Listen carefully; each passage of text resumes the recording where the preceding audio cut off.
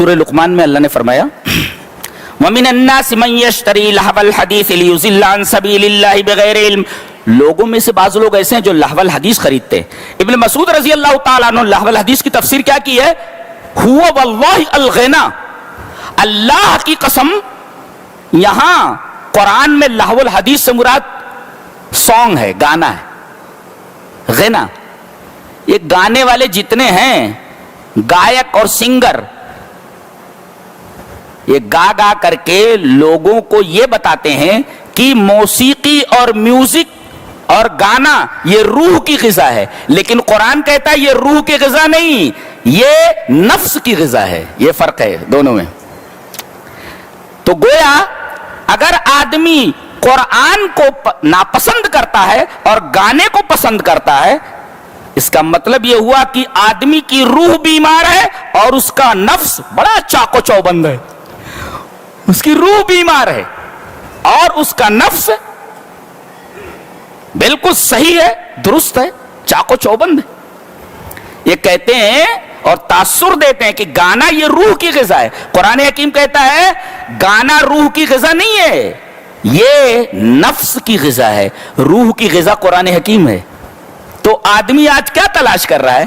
تلاوت قرآن چھوڑ. میں ایک مثال دیتا ہوں. آدمی اگر بیمار ہوتا ہے تو اسے میٹھی چیز بے مزہ معلوم ہوتی ہے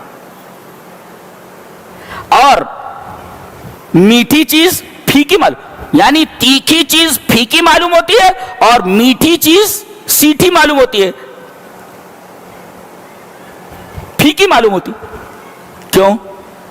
کیا کوئی یہ کہہ سکتا ہے کہ گلاب جامن کھا رہا ہے اور اسے مٹھاس کا احساس نہیں ہو رہا ہے تو گلاب جامن کے اندر سے مٹھاس ختم ہو گئی ہے؟ نہیں.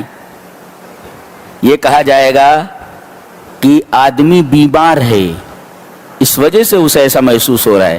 ایسے ہی اگر قرآن سننے میں مزہ نہ آئے تو یہی کہا جائے گا نا کہ قرآن کے اندر شیرینی اور مٹھاس موجود ہے، آدمی کا دل بیمار ہے.